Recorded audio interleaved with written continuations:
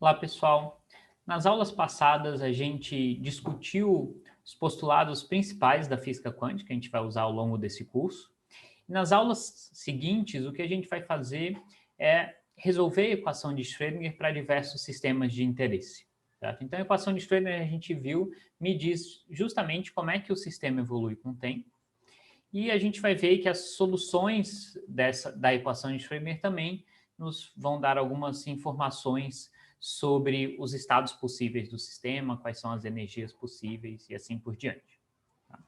Então, antes de eu discutir melhor essas soluções ou discutir casos particulares, eu quero discutir com vocês algumas propriedades que essas soluções das equações de Schrödinger têm que ter. Tá? Então, só para a gente relembrar algumas propriedades básicas de certas funções de ondas, né?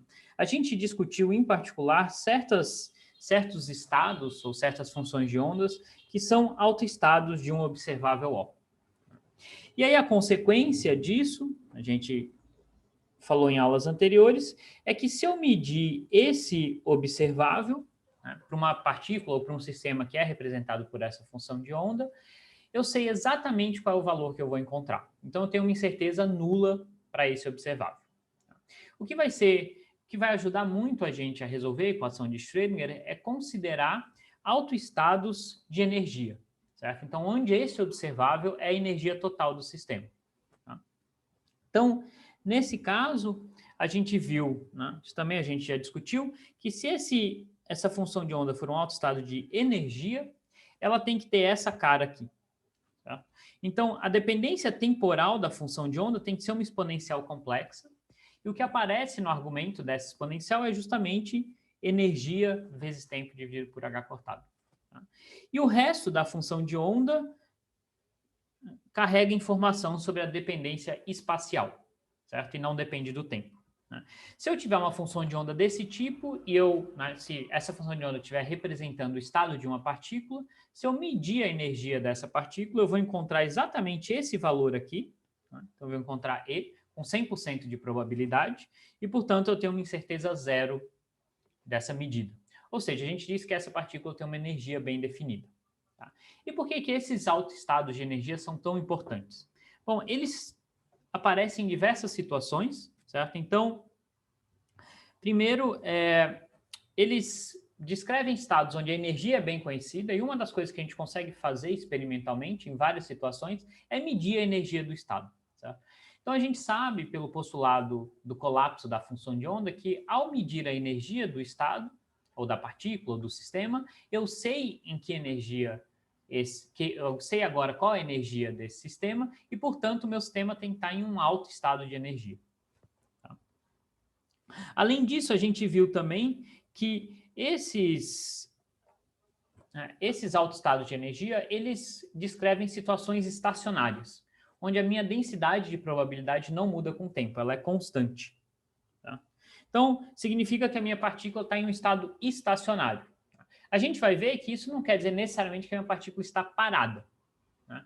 O que significa um estado estacionário? Significa que se eu realizar uma medida, né, da minha partícula, da minha posição, do meu momento, da minha energia hoje, a probabilidade de eu encontrar certos resultados dessa medida vai ser igual se eu realizasse a medida amanhã, certo? Ou depois de amanhã, ou em qualquer outro instante de tempo. Tá? Então, isso que significa um estado estacionário. Tá? As probabilidades não estão mudando com o tempo. Tá? Uma terceira propriedade muito importante desses estados, que é o que a gente vai explorar bastante na aula de hoje, é que eles correspondem eles nos permitem simplificar a equação de Schrödinger. Né? Então, os autoestados de energia, eles têm essa forma funcional aqui, uma função que só depende do tempo vezes uma função que só depende do espaço, e esse é justamente o método de separação de variáveis, aqui eu estou separando a variável do tempo e a variável do espaço, para resolver a nossa equação diferencial, que é a equação de Schrödinger. Certo? Então, esses autoestados de energia, eles também correspondem a um método de separação de variáveis. Tá? Então, o que a gente vai querer fazer na aula de hoje, eu vou querer relembrar como é que a gente chega, ou como é que a gente simplifica a equação de Schrödinger considerando soluções desse tipo aqui. Tá? E aí eu vou discutir com vocês algumas das propriedades que essas soluções têm que ter. Tá? Então, vamos lá, né? A equação, eu quero mostrar para vocês como é que a gente chega numa versão simplificada da equação de Schrödinger. Tá? Então, essa versão simplificada normalmente é chamada de equação de Schrödinger independente do tempo. E a ideia é a seguinte, é considerar uma dessas soluções, que são autoestados de energia, e jogar essa solução na equação de Schrödinger e ver o que a gente obtém. Certo? Então, a gente viu, né, a equação de Schrödinger é dada por IH cortado dψ dt igual a menos h cortado ao quadrado sobre 2m, segunda derivada da minha função de onda com relação à posição, mais um potencial vezes a minha função de onda. Então, estou assumindo aqui que meu potencial não depende do tempo. A gente já viu que essa equação tem uma interpretação física, né? O lado esquerdo é um operador que está relacionado à energia total do sistema. Esse primeiro termo está relacionado à energia cinética do sistema, e isso aqui é energia potencial. Tá? Mas, enfim, o que acontece se essa minha função de onda é um autoestado de energia? Né? Então, eu vou indicar com esse índice E aqui para a gente lembrar que essa não é uma função de onda qualquer, mas é uma função de onda que tem uma energia bem definida, é um autoestado de energia. Né? Nesse caso, a gente sabe que a função de onda vai ter aquela cara funcional que eu mostrei para vocês, certo? Então, ela vai ser uma exponencial complexa que depende do tempo, vezes uma função que depende de x. Essa função que depende de x é o que a gente vai querer calcular, tá? Em todos os exemplos que a gente for discutir. Tá? Mas, enfim, se ela tem aquela cara funcional, esse lado esquerdo da minha equação de Schrödinger se torna simplesmente a energia, que é aquele parâmetro que aparece na exponencial, vezes a minha exponencial de menos iet sobre h cortado, vezes a minha função φ de x. Tá? A segunda derivada, com relação à posição, bom, tudo isso daqui, esses termos aqui da minha função de onda, né, independe da posição, então eu posso colocar em evidência, e vai sobrar simplesmente a segunda derivada dessa minha função φ, que é a única coisa na minha função de onda total que depende da posição. Certo? Então, se eu jogo isso daqui na equação de Schrödinger, o que eu vou obter? Né? Bom, do lado esquerdo, eu vou ter justamente essa exponencial, ou a minha própria função de onda multiplicado pela energia. Do lado direito, eu vou ter também esse termo aqui, essa exponencial, menos iet sobre h cortado. Aí eu tenho menos h cortado ao quadrado sobre 2m, que é aquele fator que está na minha energia cinética. Segunda derivada de φ com relação a x. E o último termo aqui, que é o termo do potencial, vai ser a minha função, vezes a minha função de onda, que é essa daqui. Tá? Então, eu agora, né, como, né, se a minha função de onda é um autoestado de energia, eu sei como é que é a dependência temporal dela, eu substituí ela na equação de Schrödinger e agora eu consigo simplificar essa equação. Né? Então, eu consigo cortar essas exponenciais, elas aparecem em todos os termos, e aí eu chego numa equação muito mais simples, que é a equação de Schrödinger independente do tempo. Então, eu obtenho uma equação para a minha função φ de x, e agora essa é uma equação mais simples, porque ela só depende da coordenada x.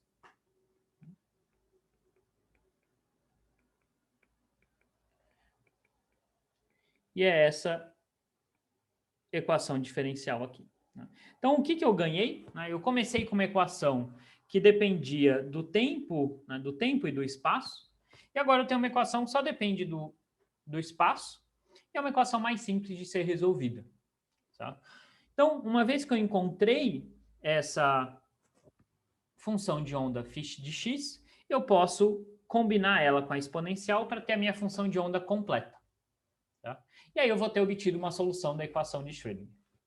Tá? Então, essa equação simplificada aqui é o que a gente chama de equação de Schrödinger independente do tempo.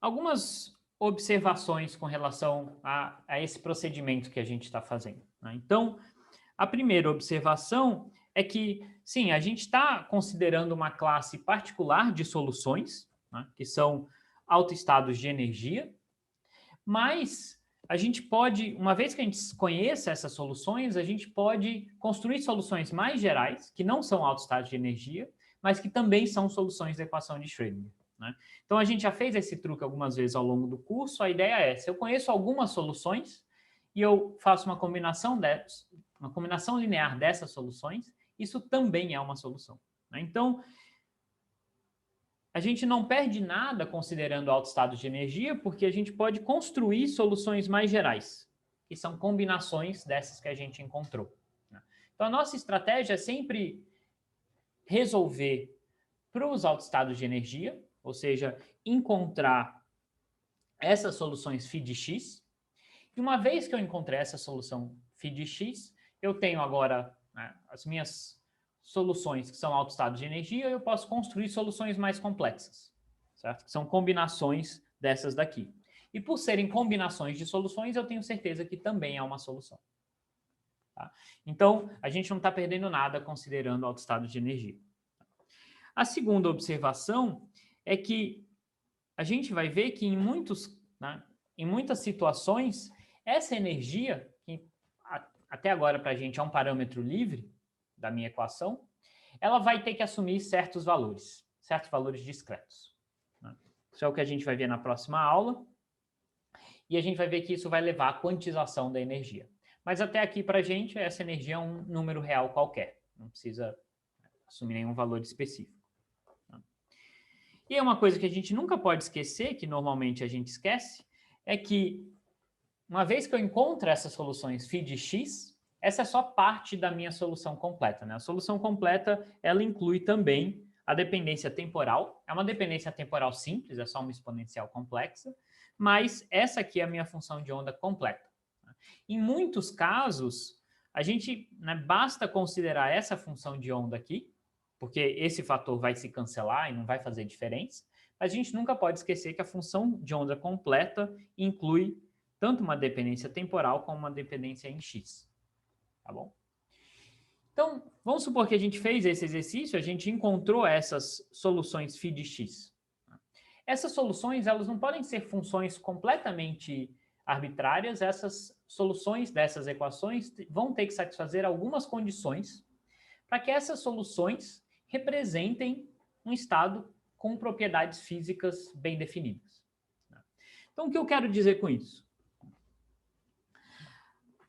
Essas nossas soluções, elas vão ter que satisfazer algumas condições básicas, tá?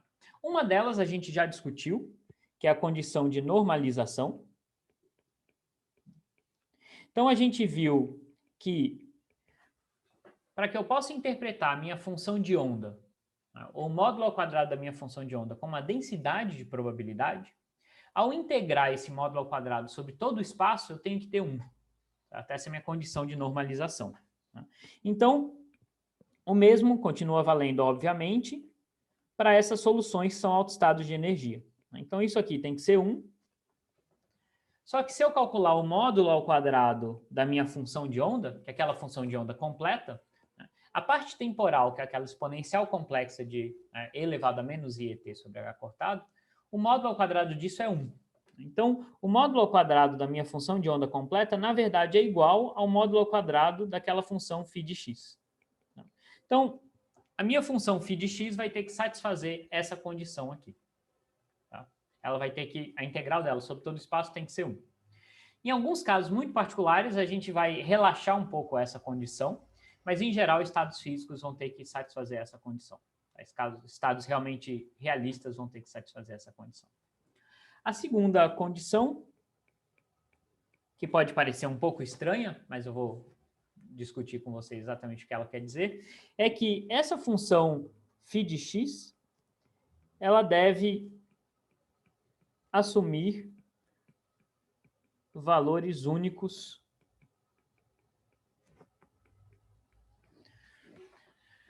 para cada ponto do espaço.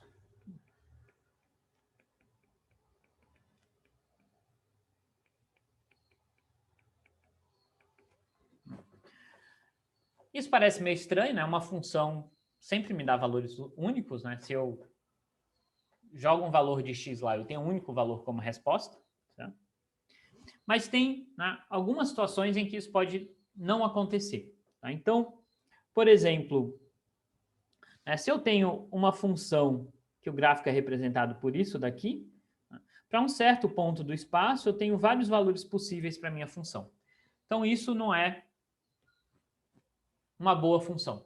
Ela não vai representar nenhum estado físico, porque eu não consigo definir uma densidade de probabilidade nesse ponto. Né? Qual que é o valor que eu uso?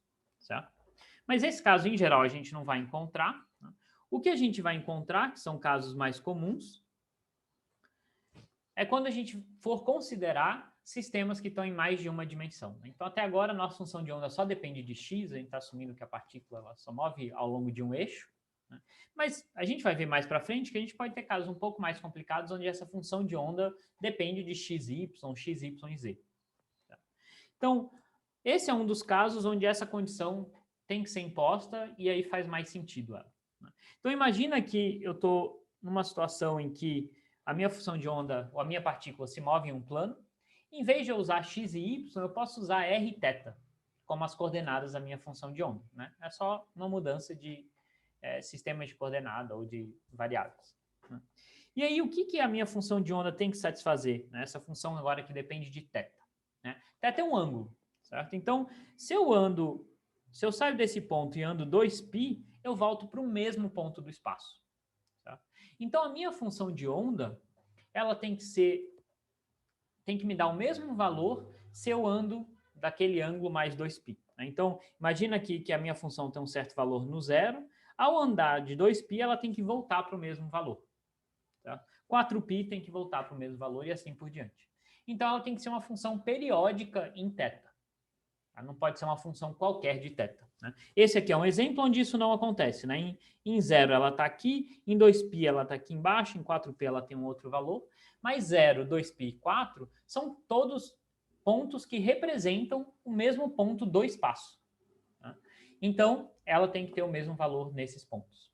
Ela tem que ser uma função periódica. Então, por enquanto, a gente tem essas duas condições. O que mais de condições que a gente tem que ter? Bom, essa função tem que ser uma função contínua. Tá? Por quê? Porque, novamente, o mesmo argumento. Né? Eu quero conseguir calcular uma densidade de probabilidade em cada ponto do espaço. Tá? Se eu tenho uma função descontínua, está aqui um exemplo, né? Para que valor, né? Qual vai ser o valor da minha densidade de probabilidade nesse ponto, x0? A minha função tem dois valores nesse ponto, ela tem um salto. Então, a minha densidade de probabilidade não estaria definida nesse ponto. Então, esse é um tipo de função que a gente não pode aceitar. Certo? Ela também tem que ser finita. Né? Eu não posso ter uma densidade de probabilidade infinita num ponto. Tá? Então, esses são exemplos de soluções matemáticas que a gente não vai aceitar. Certo? Então, quando a gente estiver resolvendo a equação de Schrödinger, na verdade, a equação de Schrödinger independente do tempo, para encontrar essa função φ de x, a gente vai ver que algumas soluções que são matematicamente possíveis não fazem sentido físico. Por exemplo, eu posso ter soluções onde, em algum ponto do espaço, a minha função vai para infinito. É uma solução matematicamente possível, mas não tem sentido físico. Então, a gente tem que descartar essas soluções. Tá? Uma outra condição... Então, até agora a gente está falando de condições sobre a função de onda, mas eu também tenho condições sobre as derivadas dessa função de onda. Por quê? Porque as derivadas da minha função de onda, a gente viu, elas me dão, né, me permitem calcular o momento, o valor esperado do momento, a incerteza do momento. E o momento é algo que eu sempre posso medir. Tá? Então, a gente quer que essas derivadas sejam bem comportadas também. Se não, quando eu fosse calcular alguma grandeza, né, para o meu momento, por exemplo, valor médio do momento, eu não conseguiria calcular isso, se a minha derivada não estiver bem definida. Né? Então, em particular, a gente quer que essa derivada seja finita e que tenha valores únicos. Então, são as mesmas condições que a gente aplicou para a função de onda, a gente também vai querer para a primeira derivada. Certo? Se não, novamente, o meu momento não seria... a gente não poderia calcular o momento de uma maneira bem definida. Né? Se a minha derivada tiver um salto, quando eu for integrar essa função, eu vou ter problemas. Certo? E a última condição também é sobre a derivada, só que essa é uma condição que a gente vai aplicar ela em algumas condições e não outras. Então, eu quero discutir ela com um pouco mais de cuidado. Né? E essa, na verdade, é uma condição justamente sobre a continuidade dessa primeira derivada. Né? Então, a condição anterior me dizia que a derivada tem que ser finita e ter valores únicos, mas e com relação à continuidade da minha derivada? Certo? Então, para a gente entender essa condição, a gente tem que olhar para a equação de Schrödinger independente do tempo. Tá? Então, lembrando aqui, né, que a minha equação de Schrödinger independente do tempo, ela depende da segunda derivada dessa função φ de x.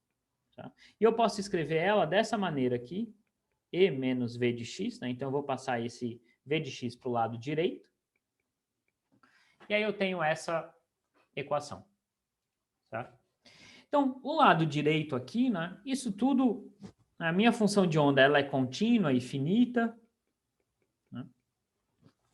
Mas em algumas situações, a gente vai assumir que esse potencial ele não é finito. Ele é infinito em um certo ponto. Isso, de novo, é uma aproximação. Fisicamente, nunca existe um potencial infinito. Mas em algumas situações, para simplificar o problema, a gente vai assumir que esse potencial aqui ele é infinito. Tá? O que significa um potencial infinito? Significa que a partícula, ao chegar nesse ponto, onde o potencial vai para infinito, ela sente uma força repulsiva extremamente forte e ela volta. Então, esse potencial infinito, ele meio que simula uma parede onde a partícula não pode passar. Tá? Então, em algumas situações, esse potencial aqui ele vai ter valores infinitos, ou se a gente quiser, muito altos, valores muito altos. Mas, se isso não for o caso, né, se o potencial for finito, tá, o que a gente pode assumir? Né? Se o potencial é finito, então todo o lado direito da minha equação vai ser finito em todos os pontos do espaço. Certo? E, portanto, a segunda derivada da minha função de onda tem que ser finita. Se a segunda derivada é finita, significa que a primeira derivada é contínua. Certo? Então, primeira derivada é contínua. De novo, essa vai ser uma condição que a gente vai impor se o potencial for finito, bem comportado em todos os pontos do espaço. Certo? Então, se isso for o caso, a gente vai impor também que a primeira derivada é contínua. Tá? Então, para a gente ilustrar isso graficamente, né, tá aqui um exemplo, onde eu tenho aqui um gráfico da minha primeira derivada, certo? Da minha função. Né? Eu estou usando esse índice E de vez em quando, só para a gente lembrar que a gente está discutindo altos estados de energia, mas eu não estou sendo muito consistente. Né? Às vezes eu não escrevo esse índice E. Mas, enfim, é só para a gente lembrar que é um alto estado de energia, a mesma função que eu estou discutindo aqui durante toda a aula. Tá? Então, vamos assumir que essa derivada ela não é contínua. Então, estou violando essa condição aqui. O que acontece nesse ponto x0? A segunda derivada vai ser infinita. Sempre que eu tenho uma descontinuidade em uma certa função, a derivada naquele ponto diverge, é infinito. Né? Porque eu tenho um pulo, em um ponto eu tenho um pulo da minha função, então a derivada diverge. Nesse caso, a função que eu estou considerando é a primeira derivada da minha função de onda, então se ela é descontínua, a segunda derivada é infinita, nesse ponto. Então, novamente, se o potencial for bem comportado, for finito, a gente também tem que impor continuidade para a minha primeira derivada da função de onda. Tá? Então, essas 5 condições a gente vai aplicar em todos os exemplos que a gente vai discutir daqui para frente, mas só para não ficar algo tão vago, deixa eu mostrar rapidamente para vocês o que isso quer dizer, né? Como é que na prática essas condições são impostas. Tá? Então, aqui está um exemplozinho bem simples. A física por trás dele não é tão importante agora, o que eu quero discutir é como é que essas condições são impostas na função de onda, né? Então, imagina que eu tenho uma partícula que ela está limitada a se mover uma certa região do espaço que é só o eixo x positivo. Porque, como essa limitação foi imposta, não interessa para a gente, mas vamos assumir que ela só pode andar no eixo x positivo. Então, eu estou considerando a minha equação de Schrödinger, a minha função de onda, somente nessa região do espaço, x positivo. Né? E aí, imagina que a minha equação de Schrödinger independente do tempo, né, que seria essa daqui. Né? Então, eu já vou escrever a minha equação para a função φ, né, que é a parte espacial da minha função de onda completa. A gente viu que a gente pode escrever isso dessa maneira aqui. E aí, nesse problema, só para ficar fácil da gente resolver ele, vamos assumir que isso daqui, que está entre colchetes, é uma certa constante negativa. Tá? Então, isso aqui é alguma constante menos a vezes a minha função de onda. Lembrando que tudo isso aqui é válido na região x positivo. Tá? Então, a minha equação agora, ela é uma equação relativamente simples da gente resolver. Eu vou passar esse fator aqui para o lado direito da minha equação.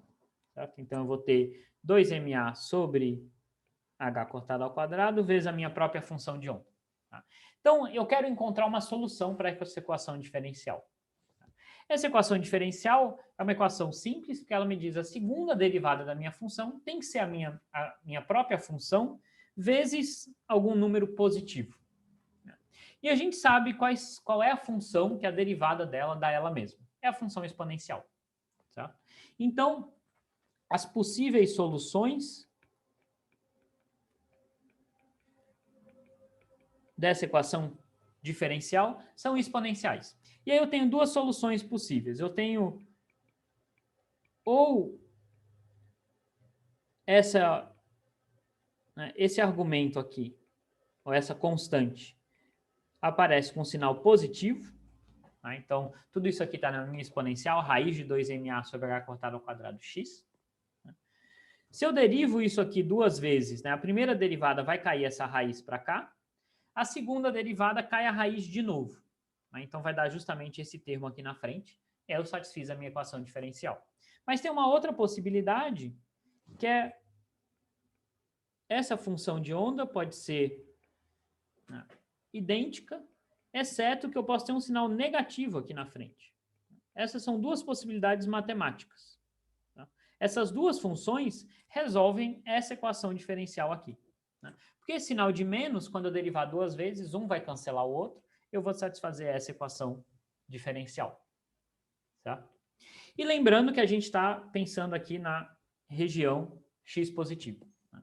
Só que o que acontece com essas funções de onda? Tá? Então, essas funções de onda, quando o meu x, né, vamos assumir que ela é válida em todo o eixo positivo, né, toda a região positiva do eixo x.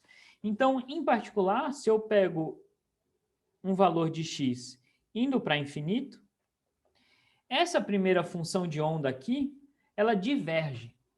Né? Porque o argumento dessa exponencial vai crescendo, crescendo, crescendo. Aqui eu tenho um sinal de mais, né? Isso aqui vai ser todo um número positivo. Essa exponencial vai crescendo. Tá? Então, a minha função de onda aqui ela não vai ser finita quando o x for para infinito. Tá? Então, ela não vai ser uma função de onda bem comportada. Ela vai ter esse tipo de comportamento aqui. E aí a gente não vai querer, ou a gente vai descartar esse tipo de solução. É uma solução matematicamente possível, mas ela não tem uma representação, ela não representa um estado físico. Então, eu tenho que descartar essa solução. Tá? A segunda solução, não. A segunda solução tem um comportamento bem melhor. Né? Então, essa segunda solução aqui, ela vai ter um comportamento melhor do que a primeira, melhor no sentido de que quando o x vai para infinito, o que acontece com essa outra solução aqui é que ela vai para zero.